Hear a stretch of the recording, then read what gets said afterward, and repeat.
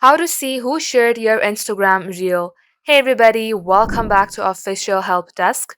In today's video, I'm going to show you how you can see who shared your Instagram reel on your Instagram account.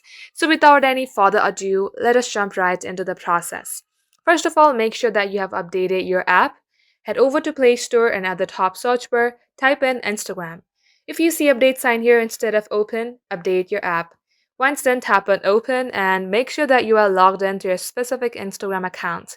Now tap onto your profile on your bottom right, then go on to any of your post or reel, then tap on view insights at the post.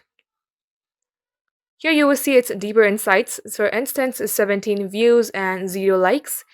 In case somebody has shared your reels, you will be able to see this in the arrow icon right here.